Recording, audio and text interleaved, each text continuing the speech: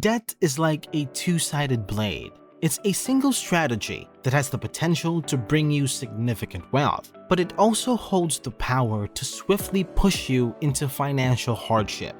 In this video, we will demonstrate how affluent individuals utilize debt to increase their wealth and how debt can serve as a strong driving factor for achieving all their aspirations and undertakings. First, the wealthy establish vast domains. The tale of debt is an old one, dating back to the 1800s when Rockefeller engaged in transactions valued at $400 billion in today's currency. Rockefeller didn't start life as a wealthy individual. Born to a farmer and without completing high school, he progressed to become the wealthiest American in history, surpassing the combined wealth of Jeff Bezos, Bill Gates, and Elon Musk. Rockefeller's academic performance was never exceptional since schools didn't provide financial education. Nevertheless, his journey took a turn when he secured a role as an assistant bookkeeper, allowing him to gain comprehensive insights into the business realm.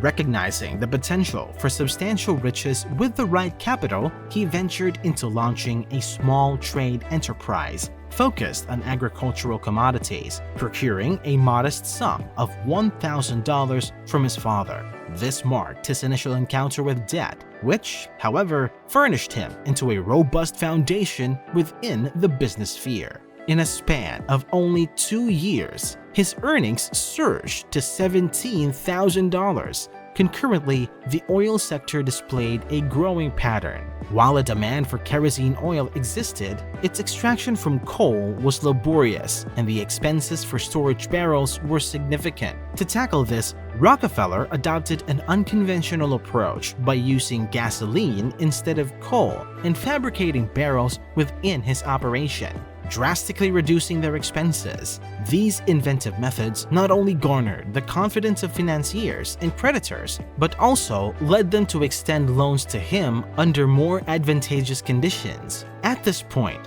a transformative shift occurred in Rockefeller's strategy. He shrewdly harnessed debt as a tool to procure smaller rivals, ultimately crafting a monopoly in the oil sector. This monopoly positioned him to negotiate substantial discounts from railway companies due to the large quantities he was moving. As a result, he could transport kerosene at notably reduced costs, enabling even economically modest households to access it. By the 1870s, the once farmer's son, now 31 years old, has ascended to millionaire status, and his enterprise, Standard Oil, was responsible for refining a staggering 90% of the entire United States oil production. Rockefeller's most remarkable trait was his consistent adherence to timely debt repayment, coupled with his unwavering willingness to secure loans whenever he perceived a chance for expansion. Second, the affluent abstain from receiving salaries. While tales of billion-dollar estates, lavish automobiles, and extravagant getaways indulged by the wealthy are widespread, a considerably lesser-known truth is that these expenses aren't covered by their salaries. In 2021, Elon Musk unveiled the enigma behind his opulent way of life in a tweet. "I only have stock, thus the only way for me to pay taxes personally is to sell stock." Although many individuals casually peruse Twitter posts, only a handful possess the knack to decipher the hidden implications within such messages. Elon Musk refrains from receiving a salary, yet he possesses Tesla stocks valued at billions of dollars. Remarkably, he refrains from liquidating these stocks while simultaneously maintaining his lavish lifestyle. The concealed strategy behind this is that he utilizes the stocks as collateral to secure loans, allowing him to sustain his living expenses through borrowed funds. Debt delivers him twofold advantages. Firstly, it serves as a shield against tax payments. Since debt constitutes borrowed funds, it remains exempt from taxation, despite functioning as spendable funds within his accounts. Secondly, he avoids the sale of his Tesla stock to sidestep capital gains taxes. Instead, he employs the stock as security to secure loans, an approach sometimes dubbed as evergreen line of credit. Imagine he secures a loan with a 6% interest rate, His sole requisite is to guarantee that Tesla's growth surpasses this rate. When the time comes to settle the debt, he procures another loan using the same stock as collateral, subsequently repaying the initial debt. This cycle persists, enabling Musk to lead a lifestyle most can only envision. Third, the wealthy hold a fondness for real estate. While ordinary individuals might struggle with repaying a single home mortgage, the affluent secure loans to acquire multiple properties around the globe. What's intriguing is that these properties aren't primarily for their own residents. Equally astonishing is the fact that despite possessing billions in net worth, they opt to borrow funds from the acquisition of properties valued merely in the millions. Astonishingly, even someone like Elon Musk borrowed $61 million in 2018 to purchase 5 California houses, despite having the capacity to make upfront payments. However, what eludes the average individual within this entire framework? For everyday people, borrowing arises solely when faced with a purchase beyond their financial reach. In contrast, the wealthy engage in borrowing even when they possess the means to promptly settle the full amount. The principal motivation underlying this practice is the correlation between debt and tax alleviation. Now, let's delve into the intricacies of the real estate strategy. Imagine discovering a property valued at $1 million. You secure an 80% loan from the bank and gather the remaining 20% from investors. Assuming your debt obligations amount to $100,000 and property upkeep expenses tally up to $20,000, your cumulative outlays stand at $120,000. If you are able to lease the property for $140,000, you stand to gain a profit of $20,000 without using any of your personal funds. The most advantageous aspect of this earnings is its exemption from taxation. This scenario unfolds due to the provision allowing you to claim depreciation on your property annually. Depreciation doesn't entail a tangible expenditure that leads to cash depletion.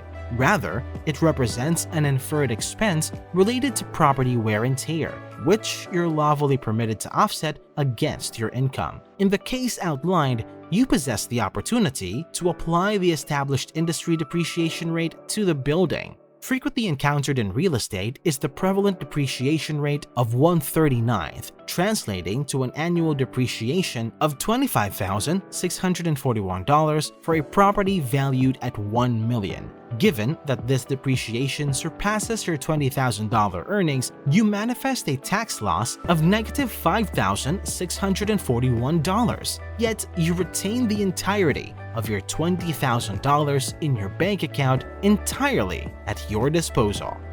Fourth, the affluent maintain a clear demarcation.